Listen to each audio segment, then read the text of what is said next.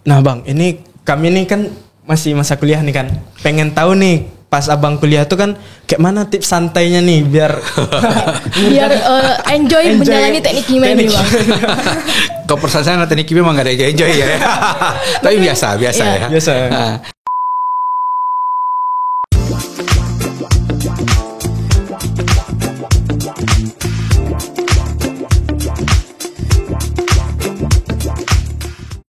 Halo Chemengers, kembali lagi dalam podcast Tech Talk About Chemical Engineering.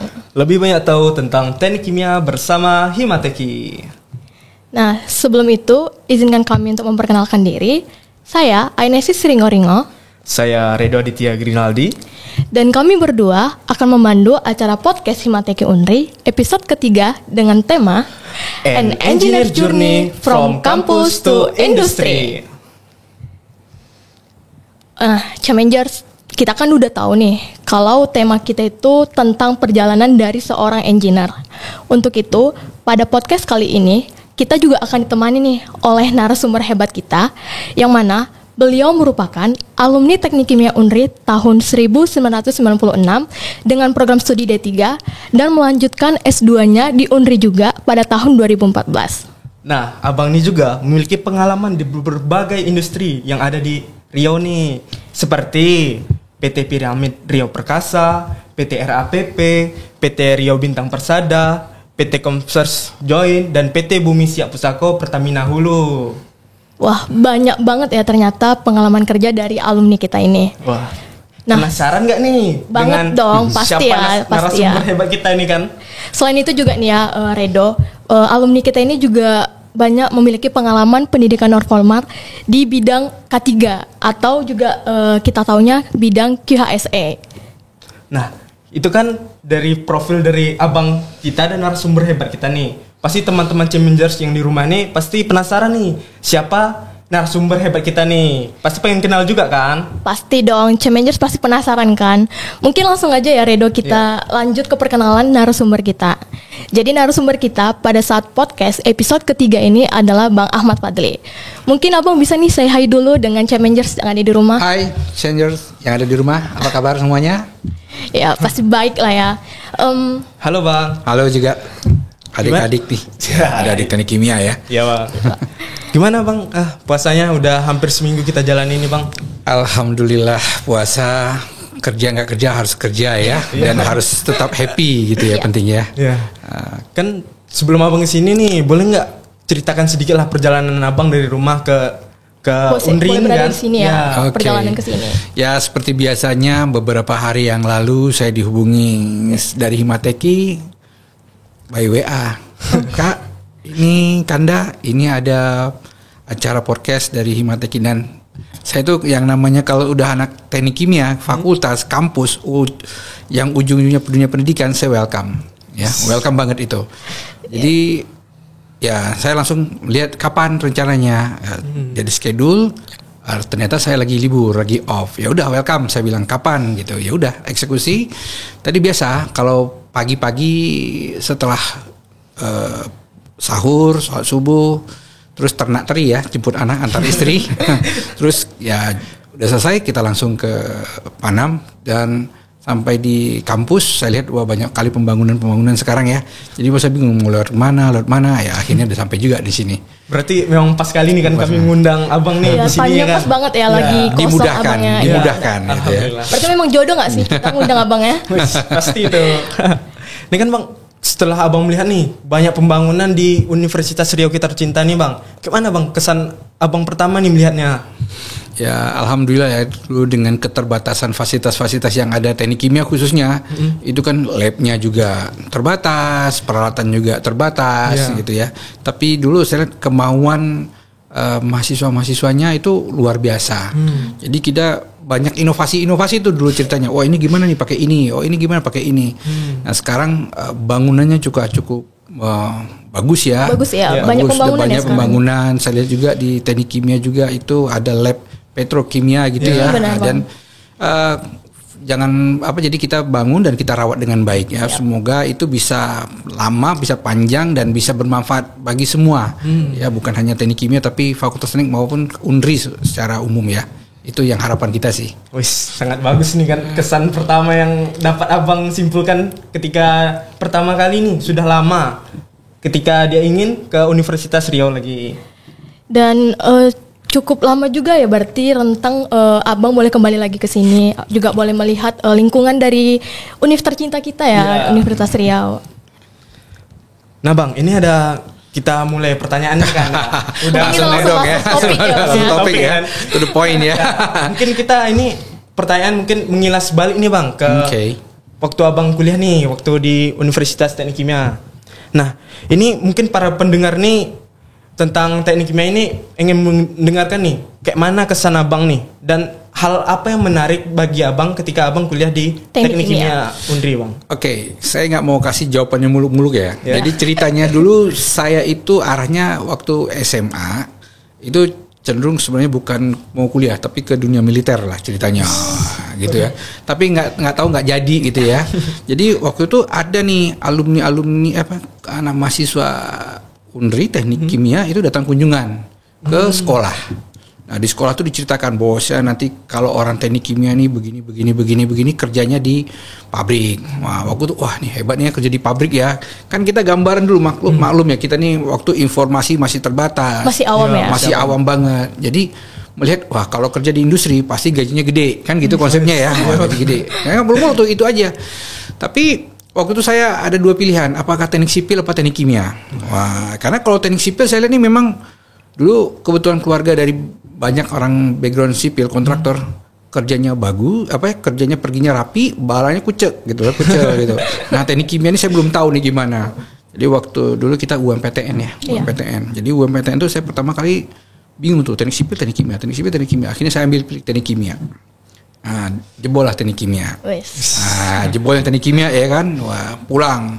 Tapi waktu pulang ya kita melihat dengan segala style, budaya perkuliahan dengan keterbatasan yang ada itu tantangan bagi kita. Jadi saya bilang ini kenapa sih kita nggak bisa improve gitu ya, improve hal-hal apa yang bisa kita improve. Jadi saya tuh tertariknya waktu ngambil teknik kimia itu ya pengennya kerja di industri aja gitu, pengen industri aja udah. Tapi ternyata begitu dalam perjalanan kan rata-rata mindset kita nih waktu masih umum teknik kimia ini apa sih gitu ya. Wah apakah di lab, orang cenderung banyak di lab ya. Ternyata enggak, banyak juga yang bisa di pabrik nih, di pabrik. Jadi akhirnya ya kita cobalah menjalani dengan beberapa, kita coba improve dalam proses belajar mengajar gitu. Dan alhamdulillah kawan-kawan juga kita dulu nggak terlalu banyak ya, satu angkatan cuma 30 kalau nggak salah saya, sedikit sekali. Tapi di situ kekompakan kita karena kita punya keterbatasan ya banyak. Kalau kita praktek itu ya kita gunakan inilah ya, menyesuaikan lah. Menyesuaikan. Itu sih intinya pengalaman sampai di sini. Nah, tuh Chemengers, kita udah tahu nih hal menarik tentang teknik kimia dari alumni kita ini. Nah, mungkin untuk selanjutnya nih Bang, kan saat kuliah dulu nih, kayak Abang bilang tadi, kalau misalnya satu angkatan tuh 30 orang. Nah, kalau di industri itu kan pasti banyak banget ya Bang, banyak banget. Nah, itu gimana sih cara Abang untuk beradaptasi lagi untuk bekerja sama nih dengan dari yang lingkup kecil ke lingkup besar di industri? Oke, ini pertanyaan bagus ya. Jadi memang kalau di dunia industri itu teamwork itu penting ya. Jadi ada pekerjaan-pekerjaan yang butuh analis ya, tapi tetap juga nih teamwork itu penting gitu ya. Teamwork itu penting bagaimana kita berinteraksi. Jadi memang kadang-kadang ada nih mahasiswa yang kutu buku nih ya, dari masuk ya buku aja ya. Jadi nggak begaul tuh kurang tuh ya. Nah, tapi alhamdulillah kita dulu kawan-kawan juga yang seperti saya bangga nih buat adik-adik kita nih ya, rekan-rekan lah ya enak ya, rekan-rekan ini aktif di organisasi Himateki gitu. Jadi saya lihat banyak rekan-rekan yang aktif di organisasi itu udah pada sukses semua gitu lah. Kenapa? Dalam bekerja ya komunikasi penting. Penting banget. Ya, komunikasi penting. Bagaimana kita kalau beda pendapat, bagaimana sih kita menyikapi beda pendapatnya. Jadi di situ dari mana kita bisa belajar itu? Kebetulan saya juga dulu selain di ini aktif juga di organisasi pramuka gitu ya. Bagaimana kita memimpin suatu organisasi, bagaimana kita memimpin rapat, bagaimana kita menerima perbedaan. Dan memang di angkatan kita dulu itu rata-rata hampir anak luar daerah semua. Ya, anak luar daerah semua. Jadi suku perbedaan itu etnis is okay, no problem gitu ya. Malah kita punya kegiatan yang menurut saya sih asik. Dulu satu angkatan itu kita sering ada acara pengajian bersama. Tapi Sangat bagus tuh. non Islam juga ikut pengajian bersama. Jadi kita tuh modalnya cuma nasi bungkus, sumsum nasi bungkus ya. Kita mau makan nasi bungkus aja. Yang penting ngumpul gitu. Yang penting kebersamaannya ya, Penting Bang. kebersamaannya. Jadi di situ sampai sekarang pun kita masih sering kontak-kontak ya, masih ya silaturahmi masih berjalan. Seperti itu. Jadi kalau menurut saya sih bagaimana menyikapi itu ya dengan berorganisasi. Jadi dengan ada organisasi itu ya kita bisa belajar bagaimana memimpin, bagaimana dipimpin, bagaimana berbeda pendapat, bagaimana mengutarakan pendapat. Seperti itu sih. Wah, berarti sangat bagus nih kan. Kalau kita dari sekarang sudah mulai nih berorganisasi Belajar berorganisasi. Iya. Dan kayak mana teamwork yang harus kita jalani nanti kan, biar tidak sok kali ke industri nanti ya kan. Iya. Nah bang, kan itu pada saat kita di kampus tuh kan, ada nggak keterampilan yang tidak kita dapatkan di kampus, tapi nanti dipelajari di industri itu bang? Ya, terima kasih pertanyaannya ya. Memang kita tergantung bidang kita nih ya. Kalau khususnya teknik kimia itu terkait proses ya. Orang teknik kimia nggak ada cerita lain, itu pasti bahasanya proses. Ya, makanya orang teknik kimia tuh ke proses engineer, ya proses engineer. Tapi kalau dulu yang banyak, kebetulan kita zaman dulu itu masalah komputasi proses tuh minim ya. Tapi kalau sekarang sih biasanya pemrograman, itu ya bahasa-bahasa pemrograman. Itu menurut saya sih anak teknik kimia itu udah wajib tahu lah ya sekarang ya. Terus banyak hal lagi, misalnya menggambar ya, membaca PNID, PFD, itu penting gitu ya. Nah, saya senang sekali dulu ada peluang dari anak teknik kimia, kebetulan kita lulus, ada program dari EDB sama Fakultas Teknik, kita dikirim ke Bandung, ke Politeknik Bandung sama ke Politeknik Malang. Ada beberapa. Jadi di sana kita diajarkan tuh dari A sampai Z bagaimana pompa, perbaikan pompa, ngelas welder, electroplating, bisa jadi teknisi lab lah ya, teknisi lab. Jadi kita diajarin tuh semua gitu ya. Nah, itu jadi bekal buat kita. Jadi saya berharap sih sebenarnya begitu tamat dari Fakultas Teknik harus punya nilai plus-plus yang lain gitu ya. Plus-plus yang lain itu biasanya kalau orang bekerja itu kalau baru-baru tamat walaupun IP-nya tinggi itu cuma fotonya seragam aja tuh, nggak ada lebihnya, sama aja tuh ya. Tapi kalau dia punya plus keahlian ini itu luar biasa. Itu yang biasanya jadi nilai tambah ya, maupun itu soft skill maupun hard skill ya. Nah, jadi kalau soft skill bagaimana kemampuan berbicara, bagaimana banyak hal lah yang bisa dipelajari lagi ya. Tapi banyak yang saya dapati gitu ya waktu biasanya waktu di D3 atau di S1 gitu ya. Masalah komputasi proses kita cuma bahasa pemrograman dulu, Visual Basic ya. Tapi sekarang udah canggih, apalagi sudah ada AI sekarang ya. Nah, sekarang teknologi AI itu malah saya kalau sekarang merasa terlambat banget gitu ya. Wah, orang udah AI bikin PowerPoint ini sebentar gitu ya. Iya, semuanya pakai AI. Betul, pakai AI. Jadi mau nggak mau ya kita harus mengikuti perkembangan zaman. Gitu. Nah bang, itu tadi abang ada membahas nih tentang abang teknik kimia D3, S1, S2. Nah, kami boleh tahu nggak kenapa abang ngambil D3 sampai S2 itu teknik kimia? Kenapa nggak ngambil jurusan lain kayak gitu? Oke, nah ini jalan ceritanya nih panjang juga nih ya. Jalan ceritanya panjang. Saya jadi dulunya ambil teknik kimia D3. Saya nggak tahu waktu itu orang tua saya memang PNS, seorang guru. Jadi kita tahu nih waktu itu guru penghasilannya juga terbatas ya. Tapi kita pingin semangat belajar tuh penting gitu ya.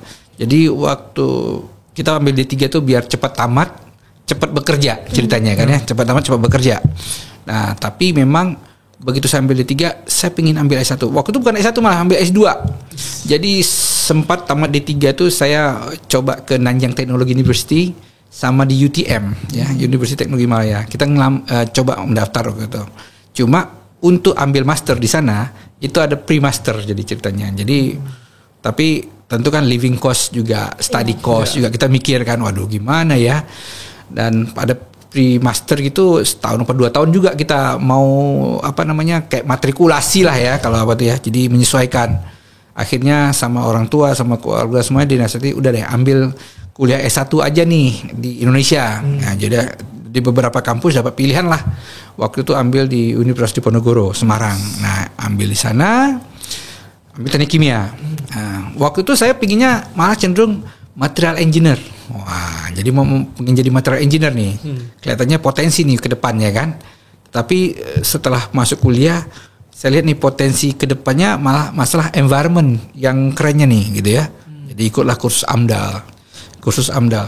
Tapi begitu ke kursus AMDAL, kebutuhan orang lingkungan di perusahaan-perusahaan itu nggak sebanyak itu yang saya pikirkan. Nah, selanjutnya ambil teknik kimia tuh kan ya. Nah, setelah itu saya ngelihat nih, saya kebetulan begitu sudah ambil itu saya ngelamar di perusahaan yang ada kebutuhan koordinator QHSE. Jadi yang saya tahu cuma E-nya doang. Nah, walaupun di S1 kita belajar K3 ya, nah, tapi nggak detail, nggak ada, ya, cuma 2 SKS kalau nggak salah saya. Jadi ya kebetulan saya punya teman-teman juga di bidang itu, saya tukar-tukaran lah. Oh, lu ngerti E ya? Ya udah, saya butuh S ya, safety-nya kan ya. Tukar-tukaran nih, tukar-tukar ilmu. Tukar ilmu. Jadi lama-lama ya kita belajar, butuh informasi. Sekarang udah ada Google, tanya Pak Google udah banyak ya, tinggal kita implementasi di lapangan. Seperti itu aja sih kalau saya. Jadi saya sempat tanya sama mantan atasan saya, bagaimana nih Pak, apakah saya ambil yang linear, D3, S1-nya teknik kimia, S2-nya teknik kimia? Dia kasih saran sama saya. Bagaimanapun saya butuh dong butuh masukan juga dari orang-orang yang dia senior dari saya gitu. Kebetulan ada mantan atasan saya, mantan manajer saya dulu, dia setiap ini saya seperti diskusi sama dia.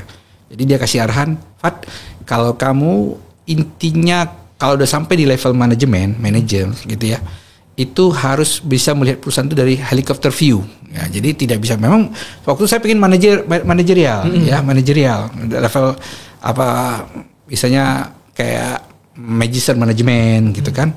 Tapi ngapa ambil teknik kimia? Jadi ada 2 pilihan. Sebenarnya teknik kimia juga ternyata kalau kita manajemen pabrik kita harus belajar juga kan. Nah, tapi itu bisa belajar di paperbook, apalagi kita bisa praktis di lapangan gitu, lebih easy ya sebenarnya kan. Jadi saya ambil teknik kimia itu biar linear aja. Linear dengan ilmu yang saya punya dan gampang mengembangkannya gitu. Jadi think of the box juga lah ya. Jadi kalau teknik kimia itu general. Kalau kita belajar plan design itu dari ekonominya juga kita belajar, dari manajemennya juga kita belajar, lingkungan juga belajar. Jadi ya multi talent lah kalau kayak gitu teknik kimia tuh gitu loh. Seperti itu sih kenapa sambil linear ya. Saya itu juga ya passion kita juga, ilmu itu bisa kita pelajari, bisa kita kembangkan lagi seperti itu. Nah, itu Challengers jawaban dari alumni kita ini kan. Berarti di teknik kimia itu banyak banget nih yang bisa kita dapat ilmu-ilmunya dan juga bisa kita kembangkan lagi. Nah, tadi kan Abang ada singgung tentang environment kan Bang, tentang QHSE yang mungkin udah Abang ketahui lah lebih dalam nih bidangnya. Mungkin bisa bagi tahu lah ya Bang ke Challengers yang ada di rumah nih. QHSE itu apa sih Bang? QHSE itu apa ya? Penasaran nih. Jadi QHSE itu kepanjangannya Quality Health Safety Environment. Ya, jadi itu merupakan suatu kebutuhan ya. Jadi industri itu ada kegiatan. Kegiatan itu tidak ada yang tidak ada risiko. Tiap pekerjaan pasti ada risiko. Pasti. Tinggal risikonya rendah, sedang apa tinggi. Nah kan gitu ya. Jadi dari industri-industri yang ada selama ini bukan hanya orientasi produksi dan uang, tapi mereka orientasi juga bagaimana terkait lingkungan, bagaimana juga terkait pekerjanya sendiri, gitu ya. Jadi QHSE itu bagaimana orang bekerja menerapkan sistem manajemennya dengan aman, selamat dan sehat. Nah, dan ramah lingkungan lah intinya gitu. Jadi jangan kamu kerja tapi banyak orang mati, mencemari lingkungan. Ya, orangnya udah selesai kerja dia sakit-sakitan, nggak mungkin ya. Jadi makanya perusahaan itu dituntut sekarang, diminta untuk menerapkan sistem manajemennya K3 gitu. Tujuannya apa? Supaya mencegah kecelakaan kerja dan penyakit akibat kerja. Nah, makanya di salah satu permintaannya itu ya mempunyai bagian yang mengurusin QHSE dengan adanya sistem manajemen K3 gitu loh, seperti itu. Seperti itu sih gambarannya ya, gambaran ini. Tapi detail lagi itu sebenarnya.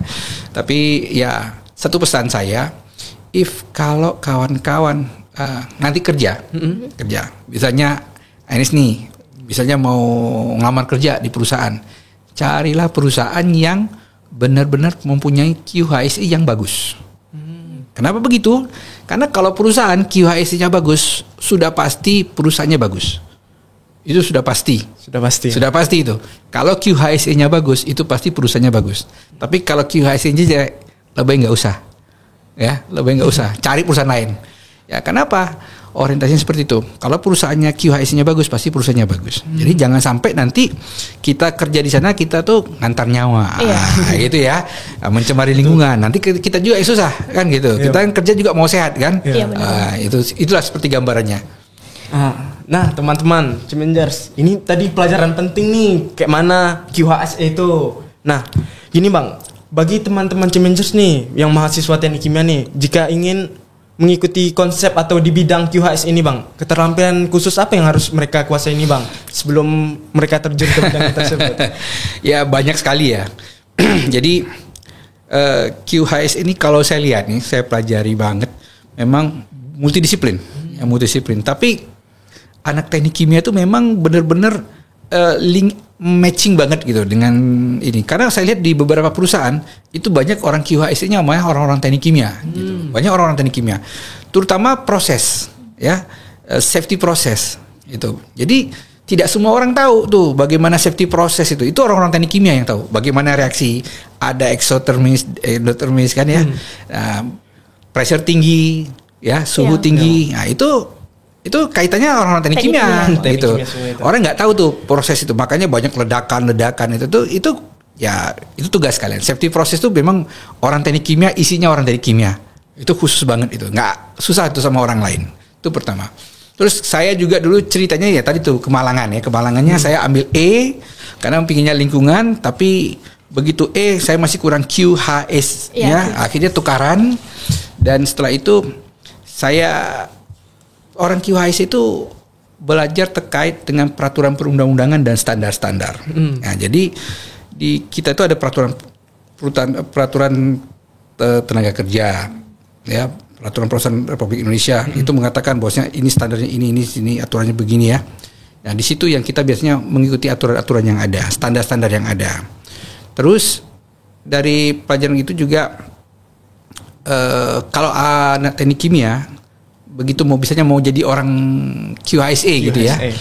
Nah, pertama kali sih biasanya orang harus punya license, ada kompetensi. Jadi makanya saya bilang, begitu tamat teknik kimia itu sama aja. Mukanya sama aja tuh. Tapi yang itu perlu kita punya sertifikasi. Kemarin sempat juga saya diinformasikan Fakultas Teknik Unri sempat mau adakan kayak sertifikasi bagi orang anak-anak teknik yang tamat. Nah, jadi ada sertifikasi. Saya waktu itu ngambil sertifikasi dulu ya, ambil sertifikasi ahli K3 umum berdasarkan Undang-Undang Nomor 170 Kemenaker. Nah, tapi banyak lagi tuh sertifikasi. Kalau misalnya untuk di luar itu ada BNSP ya, jadi yang standar kompetensi ya nasional. Jadi ada ahli K3 gitu. Ada ahli K3 umum, ada ahli K3 kimia, ada ahli K3 listrik, ada ahli K3 ala angkat, ala angkut, ada ahli K3 pesawat uap berjalan tekan. Itu orang teknik kimia tuh isinya tuh. Bagaimana desain pemeriksa tangki ya, boiler, itu kan nanti kalian yang tahu gitu. Bagaimana hal itu lebih gampang kalian mempelajarinya gitu loh.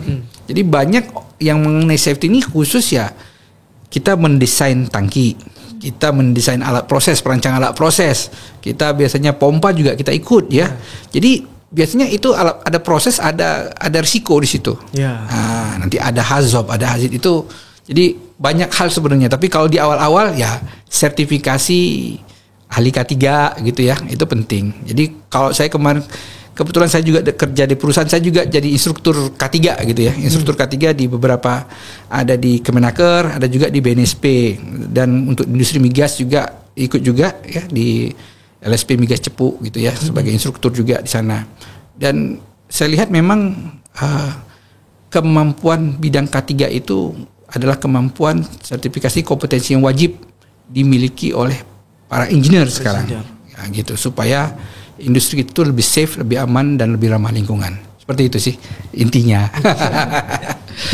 Oke. Berarti memang sebelum kita terjun nih Challengers ke dalam bidang QASA, ada nih banyak keterampilan yang mungkin harus kita ketahui terlebih dahulu. Ya mungkin dari K3 dulu ya tadi Abang ya. Yeah. Dan tadi kan Abang juga ada singgung tentang safety proses nih kan Bang. Nah di dalam industri ini kalau misalnya kita mau mendapatkan sertifikasi dari K3 itu, ada nggak Bang menurut Abang yang bisa kami cari saat ini untuk persiapan kami mendapatkan sertifikasi itu? Oke. Kalau sertifikasi itu banyak ya, baik itu sertifikasi dari Kemenaker, ada BNSP ya, ada juga yang internasional, itu juga ada. Biasanya kalau untuk ahli K3 itu ada dari NEBOS ya, standar Eropa ya. Jadi kalau biasanya udah sertifikasi ahli K3 dari NEBOS itu udah untuk di level perusahaan-perusahaan asing gitu ya, perusahaan asing. Tapi kalau di Indonesia biasanya ahli K3 umum sama BNSP itu cukup ya. Tapi itu providernya banyak. Jadi ada PJK3 yang mengadakan pelatihan itu. Dan kemarin memang dari Fakultas Teknik mau bekerja sama tuh sama Kemenaker ya untuk membuat pelatihan itu bagi alumni-alumni yang baru tamat tuh.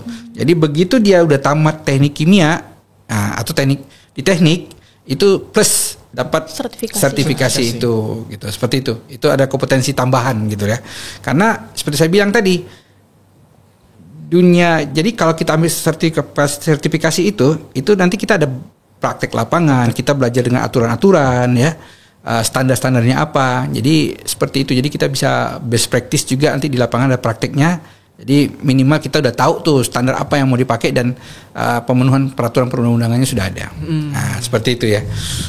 Seru sekali. Jadi mulai tegang ya? Tegang ya. Karena udah masuk ke dalam topik yang mungkin teknik kimianya udah banget nih. Udah tegang banget. Udah tegang banget. Itu waduh ini gimana nih ya? Sampai nggak sih? Nah Bang, itu tadi kan Abang membahas K3-nya nih. Iya. Coba Abang jelaskan nih, kayak mana kan sebelum kita misal kita belum dapat nih sertifikasi K3 nih, kan kita belum tahu kayak mana keselamatan kerja dan apa bahayanya nih. Dan bagi Challengers nih kan pasti pengen tahu juga apa yang bahaya yang harus diperhatikan di suatu industri itu Bang. Oke. Resiko-resikonya lah ya. Iya, Resiko. Jadi begini, kalau di ini udah mata kuliah K3 belum? Belum Bang, semester 6 nanti. Semester 6 ya, oke. Di semester 6. Jadi itu menurut Donak itu ada 9 kalau kita mau melihat ya. Jadi setiap kita masuk ke tempat kerja kita assessment bahaya, potensi bahaya yang ada, risiko yang ada di tempat kerja.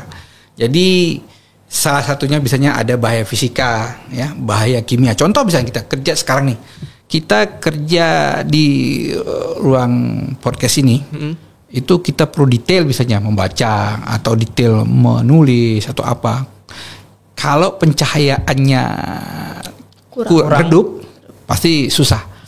Efeknya apa? Mata kita perlu kerja keras untuk membaca. Ya. Nah, tanpa kita sadari, lama-kelamaan itu mata kita akan terganggu ya. Nah, itu nanti ada akibat penyakit kerja. Makanya untuk bahaya fisika biasanya pencahayaan. Terus suhu juga. Itu termasuk, nanti ada bahaya fisika, ada bahaya kimia, termasuk bahaya ada 9 ya, ada bahaya psikologi gitu ya, ada tekanan kerja banyak ya. Biasanya biologi ada bisa virus gitu ya, itu banyak. Ada lingkungan juga terkait pencemaran, itu ada. Jadi kita mengidentifikasi itu ada beberapa ya, ada 9 kalau nggak salah saya, fisika, kimia, biologi, terus bahaya psikologi, ada bahaya ini. Terkait dengan apa tadi ya, fisika ada 9 saya lupa ya. Ada 9 lah pokoknya gitu. Saya lupa. Tapi memang chemical juga ya. Nah, biasanya kalau chemical orang teknik kimia belajar dengan chemical, nggak ada cerita lain tuh. Pokoknya kalau udah kita butuh zat kimia, ada chemical, kita harus tahu tuh MSDS. Iya. Nah, MSDS. Jadi orang teknik kimia tuh harus tahu. Jadi biasanya kalau kalian juga praktek, kita mulai tuh dari kampus sebetulnya, dari lab. Jadi sebetulnya sebelum mahasiswa masuk ke dalam lab untuk praktikum teknik kimia, apa yang harus kita tahu? Risikonya. Risikonya apa? Kalau kita bekerja di lab zat kimia, ada terhirup zat kimia, kena mata ya, terhirup, terpercik ke mata, terpercik ke kulit. Makanya kita pakai APD, alat pelindung diri. APD-nya apa? Ya pakai baju jas lab ya. Terus pakai biasanya kalau kita gunakan apa? Pakai sarung tangan chemical.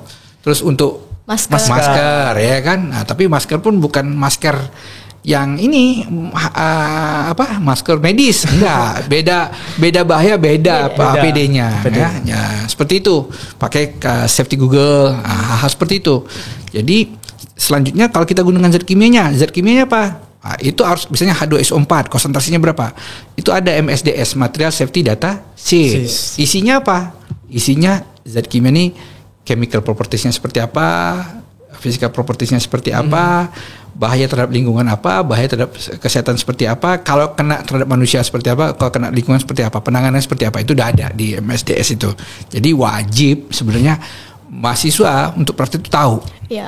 Tahu itu yang kadang-kadang pun masih lemah ya di pihak kampus. Nah, terus nanti zat kimianya dipakai, terus dibuang ke wastafel.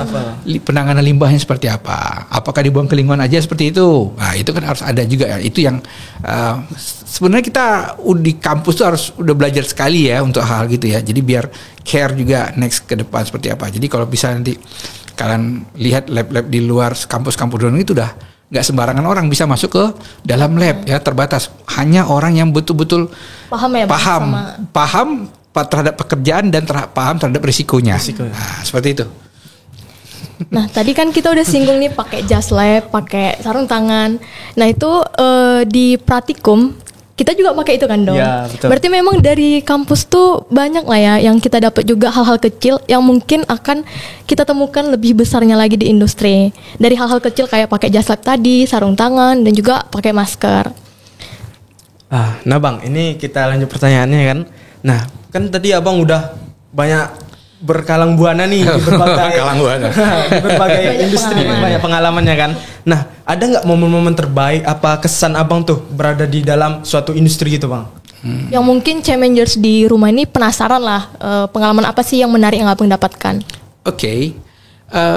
Pengalaman terbaik yang pernah saya dapatkan dan cukup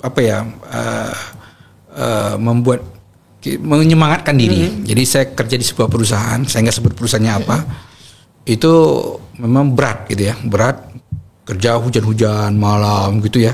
Cuma saya pikir, kok gini ya, saya kok kuliah di teknik kimia, kok misalnya IPK-nya lumayan, terus gini, kok jadi kerjanya kok berat kayak gini ya. Cuma saya berpikir, waktu itu berpikir gini, saya ingat pepatah Kabayan, tau Kabayan? Tahu. Kabayan orang Sunda itu ya. Nah, dia begini. Dia berpikir kalau saya lagi susah, Kabayan nih, kalau dia lagi susah dia ketawa, kalau dia lagi seneng dia nangis. Kenapa? Hidup itu umpamakan timbangan katanya. Jadi kalau dia lagi susah, dia bakalan nunggu nih yang senang, ya kan? Nunggu yang senang. Kalau dia lagi senang, bakalan nunggu yang susah. Jadi waktu saya kerja itu berat banget nih kan. Saya pikir, saya bakal jadi orang sukses. Saya berpikir kayak gitu. Jadi itu yang memotivasi saya kalau misalnya lagi capek-capek, nih gue bakal jadi orang sukses nih, gitu aja.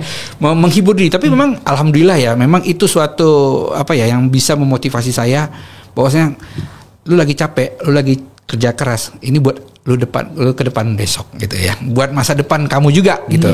Nggak apa-apa, lu capek sekarang nggak apa-apa. Kenapa? Kalau lu mau senang besok, capeklah sekarang. Capek dulu. Tapi kalau mau capek besok ya senang-senang aja sekarang gitu ya. Jadi it's okay, no problem. Jadi kalau lagi kuliah susah-susah, ketemu dosen susah-susah, nggak apa-apa, ini bakalan sukses nanti. Itu aja ya. Amin ya, semoga ya Bang ya. Iya. Nah, tadi kan udah Abang kasih nih pengalaman Abang selama di industri. Itu juga tadi jadi coach ya nih untuk challengers di rumah. Kalau kita tuh kalau mau susah-susah dulu baru kita senang. Jadi kalau misalnya kita senang dulu, pasti kan juga ada susahnya juga yang kita dapatkan. Jadi harus seperti timbangan tadi Abang ya. Harus balance lah gitu. Jadi jangan terlalu senang, jangan terlalu sedih atau susah juga. Nah, itu kan berarti kita bergantung pada mindset kita sendiri. Iya, balik ke mindset lagi berarti ya. Berarti challengers, mindset Abang ini sangat bagus nih kan, dapat bisa kita ditiru ya teman-teman jadi contoh motivasi kita ya kan. Nah Bang, ini mungkin setelah kami melihat nih di CV Abang kan, Abang tuh ada sertifikasi tentang ISO 14001 dan ISO 45001. Nah, itu kayak mana cara mendapatkannya Bang? Ya gini, ISO itu sebenarnya itu sistem manajemen ya. ISO itu sistem manajemen yang standar internasional ya. Dulu ceritanya perusahaan-perusahaan luar itu berbisnis di Indonesia, itu mereka nggak tahu nih, Indonesia belum punya standar. Misalnya terkait K3 itu belum punya standar sistem manajemen K3, nggak punya. Makanya perusahaan-perusahaan luar itu menerapkan standar internasional. Makanya dia menerapkan sistem manajemen sendiri, menghadap internasional. Kalau kita bicara dengan K3 itu ISO 45001. Terkait dengan sistem manajemen lingkungan, dia pakai ISO 14001. Nah, ada lagi sistem manajemen mutu ISO 9001. Nah, ada lagi manajemen lab ISO 17025. Jadi sistem manajemen yang dipakai konsepnya sama. PDCA, Plan Do Check Action. Nah, itu makanya orang teknik kimia ini lebih gampang. Kenapa? Pola pikirnya terstruktur, ya, terstruktur. Jadi banyak dipakai di mana-mana. Jadi PDCA, semua itu dimulai dengan plan. Ya, plan. Baru kita do. Apa yang kita rencanakan, apa yang kita planningkan, kita lakukan. Do. Setelah kita lakukan do, kita cek bagaimana keberhasilannya, apa yang menjadi kekurangan. Ya, plan, do, check, action. Dari situ baru kita improve lagi.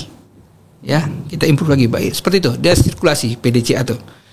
Jadi sistem manajemen ya di ISO 9001, ISO 45001, ISO 14001. Nah, untuk itu punya kompetensi sendiri. Siapa sih yang sebagai auditor, lead auditor. Nah, itu ada sendiri nanti sertifikasinya. Jadi perusahaan-perusahaan semua orang perusahaan bisa menjalankan perusahaan.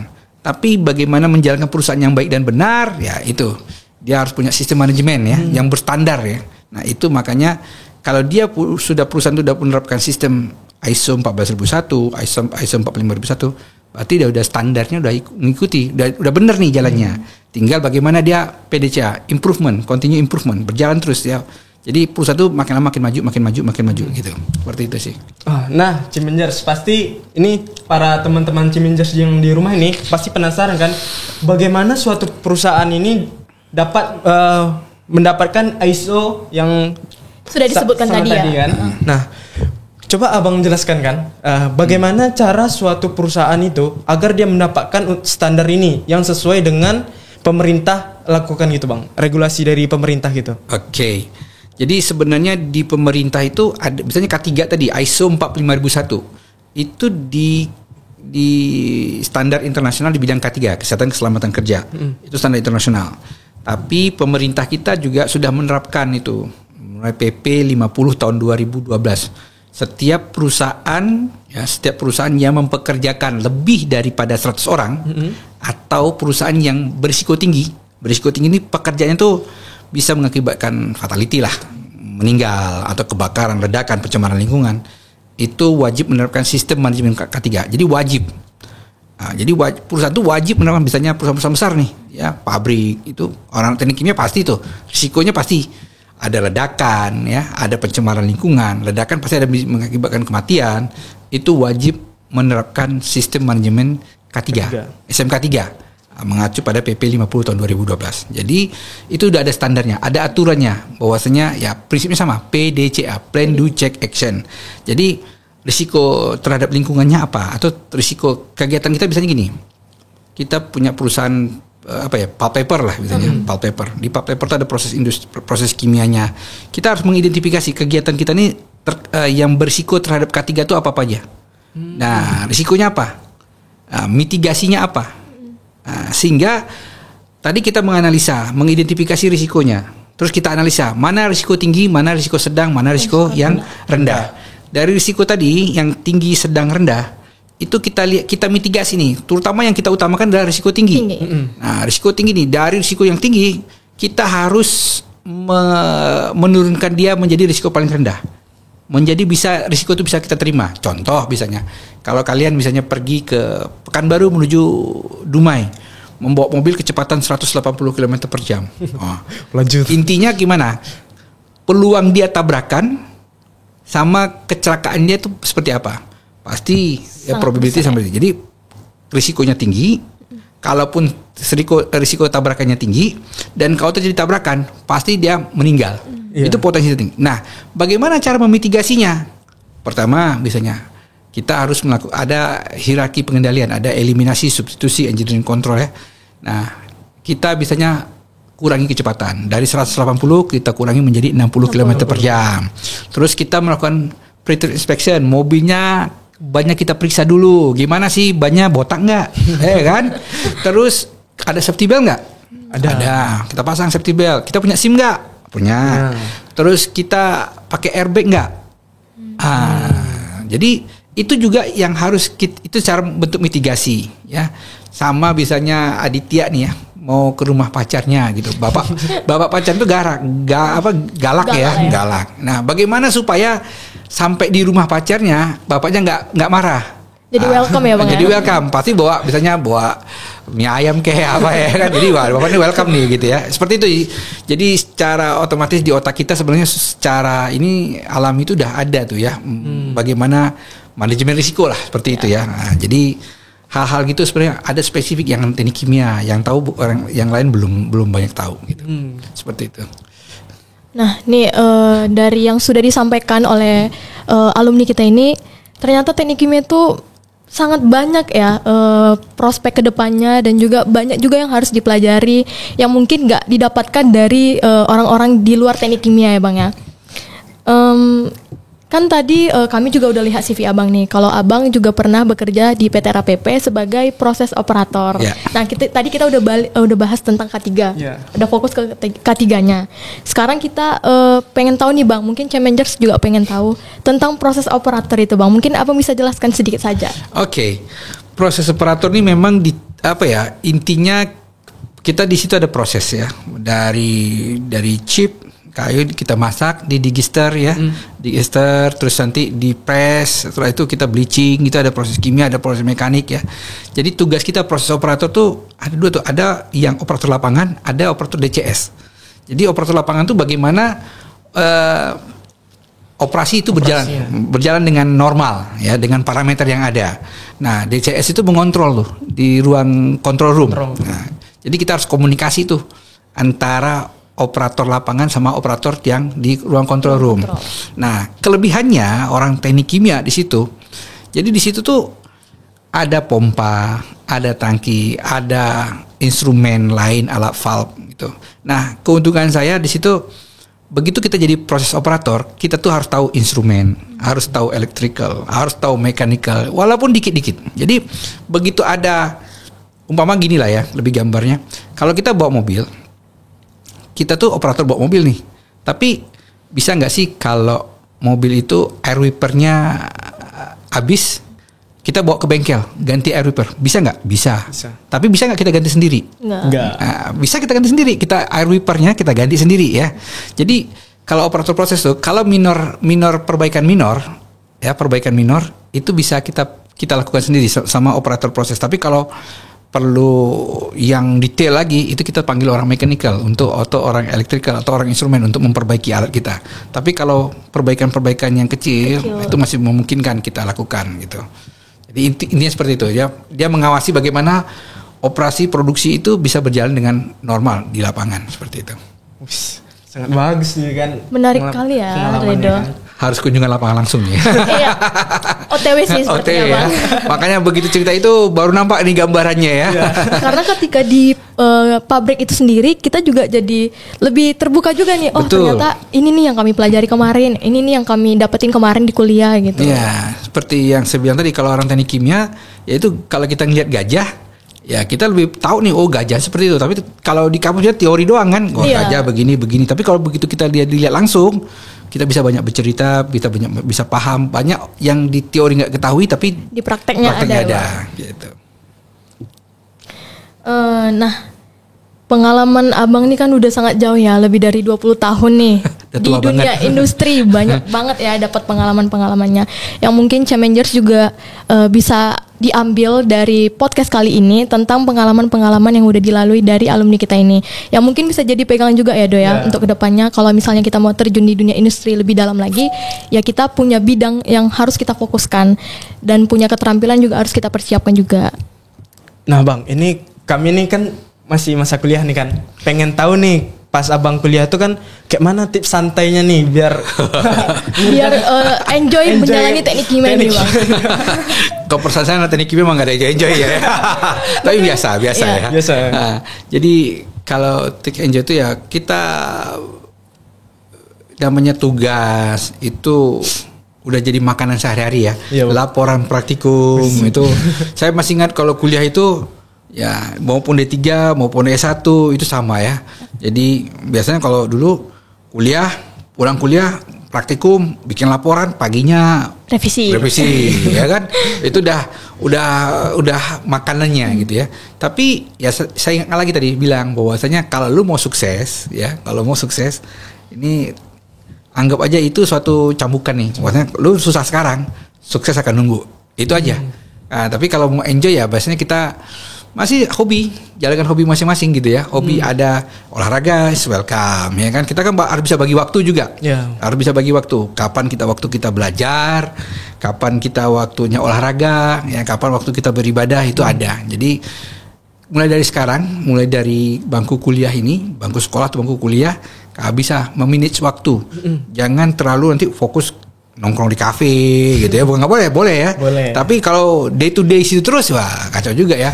Jadi harus pintar-pintar membagi waktu. Itu aja sih kalau menurut saya sih ya. Mau enjoy ya jalanin hobi gitu supaya nggak terlalu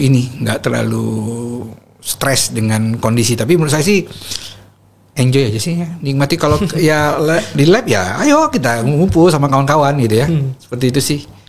Nah tadi abang ada menyinggung dikit nih tentang manage waktu nih. Kalau menurut abang nih, pas abang kuliah dulu, bagaimana abang cara memanage waktunya nih bang? Satu hal sebenarnya ya, yang jadi tips saya juga, malah manage waktu ini paling penting itu adalah ketepatan waktu, ya efektif waktu kita. Jadi semua orang tuh punya waktu yang sama, 24 jam. Ini udah klise lah ya, semua orang jam kita untuk istirahat berapa, untuk berteman berapa, belajar berapa itu udah ada. Cuma satu hal yang paling penting ada disiplin waktu. Jadi kalau jam 7 kita datang, ya jam 7 kita datang. Nah, salah satu juga bentuk penghargaan biasanya kita diundang orang datang jam 9 misalnya. Jam 9 itu jangan jam 9 kan datang. Itu udah kewajiban datang jam 9 itu. Tapi datanglah jam 9 kurang seperempat atau jam 9 kurang ya 10. Jadi itu salah satu bentuk penghargaan kita terhadap yang ngundang kita. Itu satu hal yang jadi kadang-kadang meeting yang efektif ya. Meeting efektif tuh ya itu kita meeting tuh biasanya meeting kita mengundang meeting nih. Meeting hari tanggal sekian jam sekian kita bicara meetingnya terkait biasanya ulang tahun UNRI gitu ya, ulang tahun UNRI. Terus meetingnya dimulai dari jam 9 sampai jam 11 ya. Topik pembicaraan A, B, C, D gitu ya. Nah, jam 9 kurang seperempat kita udah datang. Itu ya, jam 9 mulai. Berapapun datang kita mulai. Jam 11 selesai tidak selesai meeting Selesai. Itu yang meeting efektif. Nah, pembicaranya topiknya A, B, C, D. Jadi jangan sampai yang mau kita bahas tuh A, B, C, D, tau-taunya yang keluar nanti D, E, F gitu ya, beda. Jadi di itu luar di luar topik. Jadi kita harus fokus di situ. Apa yang menjadi tujuan kita itu yang biasanya bikin kita fokus ya. Nah, jadi disiplin waktu itu penting. Itu bagi saya sih. Nah, Challengers itu sangat penting kan cara memanage waktu nih untuk kita sekarang nih, apalagi kita mahasiswa nih kan. Memanage waktu itu sangat penting nih. Bagaimana kita kuliah, bagaimana kita berolahraga kan luar santai dengan teman-teman ya kan. Nah, itu sangat penting ya teman-teman. Nah, Dan menghargai waktu itu memang sepenting itu ya untuk kehidupan ini ya. Jadi kita hargai dulu waktu itu, baru kita bisa mengatur semuanya yang ada kita kerjakan yang kita lakukan. Mungkin untuk pertanyaan terakhir atau gimana nih? Atau masih ada pertanyaan lagi? Gimana nih? Pesan terakhir lah bang dari abang untuk Challengers yang ada di rumah untuk motivasi apa? Mungkin udah banyak lah ya motivasi yang kita dapat dari podcast ini. Tapi mungkin rangkumannya lah bang. Apa yang mau abang sampaikan untuk Challengers yang ada di rumah? Oke. Mungkin ini juga satu hal yang mungkin belum saya sampaikan juga tadi ya. Ada mau saya sampaikan, cuma pas terakhir aja. Bagi saya mahasiswa itu yang paling penting adalah terkait orang pintar tuh udah banyak, ya orang pintar tuh udah banyak. Tapi attitude itu yang masih belum punya. Banyak yang belum punya attitude. Jadi di dunia kerja, di dunia usaha, kalau lu pintar kamu pintar. Itu udah banyak yang pintar. Tapi attitude itu luar biasa perannya. Contoh, kalau kita ketemu sama yang lebih senior, kakak kelas, oke, kak, apa gini-gini itu penting, ya, menghormati pendapat orang, ya, bagaimana itu sangat penting sekali dan menunjang sekali di dunia kerja. Itu catatan ya. Jadi memang itu penting.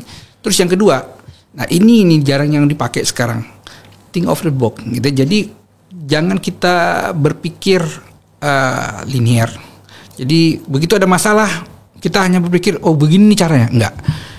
Malah kadang-kadang kita menyelesaikan masalah itu dengan think of the box gitu ya, cara hal lain. Nah, itu kita berpikir inovasi. Jadi berpikir beda dari orang lain. Itu penting. Kita harus membiasakan berpikir yang berbeda sama orang lain. Itu penting gitu ya. Karena banyak hal di dunia kerjaan, nanti di dunia hari-hari itu kadang-kadang masalahnya sepele sekali.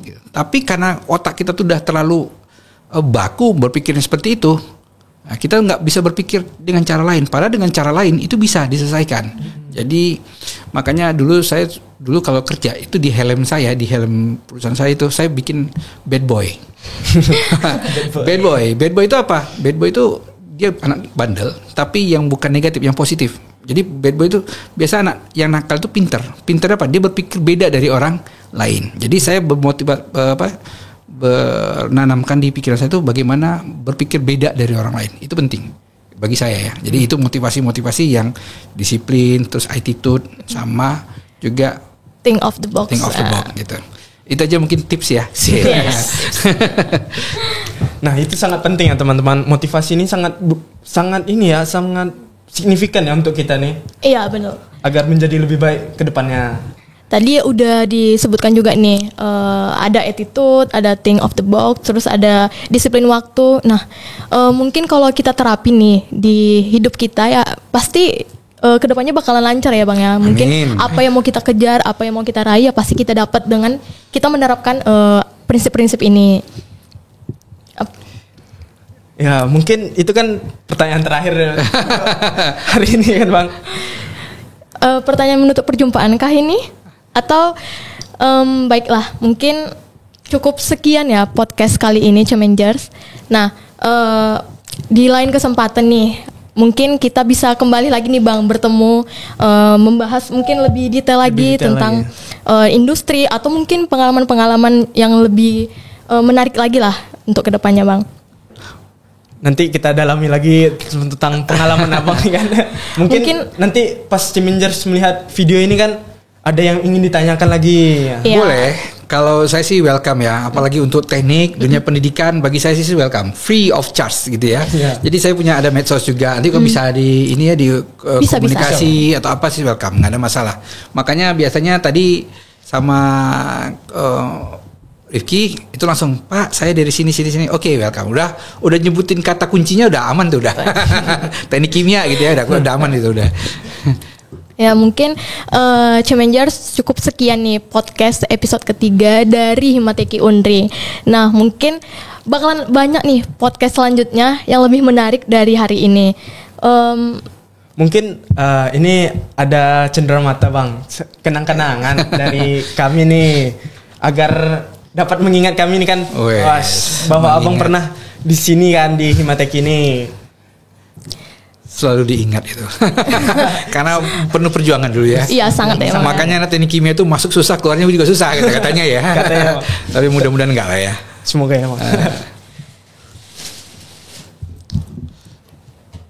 Mungkin untuk selanjutnya nih Bang, kalau misalnya ada nih dari Chemengers yang mau bertanya ke Abang, boleh ya dihubungin di medsos Abang. Nanti mungkin akan kami tampilkan juga nih IG Abang atau link Abang juga. Jadi Chemengers bisa tahu lah ya, untuk ada mungkin pertanyaan setelah nonton podcast ini bisa ditanyakan langsung.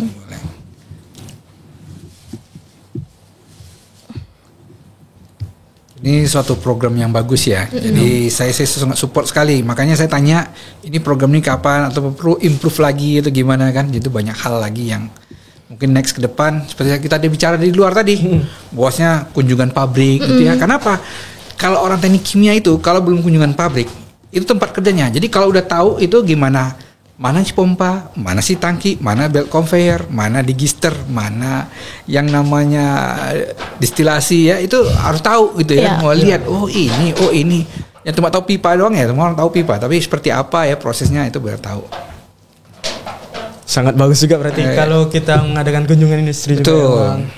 Berarti kalau kunjungan industri memang program yang sangat bagus ya Bang, dan harus didukung seharusnya ya Bang, supaya juga selain kita belajar teori di kampus, juga di kunjungan industri itu kita dapatkan nih bagaimana penerapan dan aplikasi apa yang sudah kita pelajari di kuliah. Betul. Jadi memang kalau menurut saya sih itu link and match antara industri sama perguruan tinggi itu harus matching lah, masuk gitu ya. Jadi lebih enak kalau kalian lebih sering ke sana karena di situ tempat kalian nantinya. Kan orang teknik kimia nggak cenderungnya ke sana gitu ya, ke industri gitu.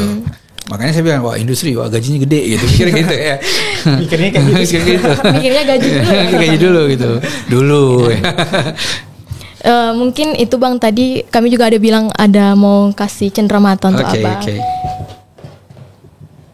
Nah, ini ada cenderamata dari kami lah Bang, sebagai kenang-kenangan juga dari Himateki Unri untuk Abang.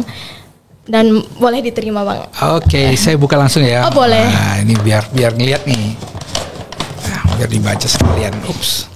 Oke, ucapan terima kasih podcast Talk About Chemical Engineering ya. Semoga podcast ini berjalan sukses dan bukan hanya per semester ya, setahun 2 kali. Kalau bisa sih every month ya, tiap bulan ya. Jadi banyak lagi bisa, karena nanti podcast ini sebagai bahan sumber juga buat mahasiswa teknik kimia. Kalau bisa di Unri dan semua juga ya. Nah, jadi bagaimana pengalaman memotivasi, karena ini pengalaman pribadi soalnya jarang juga di-share gitu ya. Oke, terima kasih ya. Iya Bang, kami juga ucapkan terima kasih banyak ya Bang untuk waktu dan juga kesempatan dari Abang boleh hadir menemani kami, memberikan banyak materi dan juga pengalaman, motivasi untuk Chemengers yang ada di rumah. Mungkin cukup sekian nih Chemengers podcast episode ketiga dari Himateki Unri. Nantikan lagi ya episode selanjutnya dari Himateki Unri. Bye-bye. Boleh nih say hi dulu.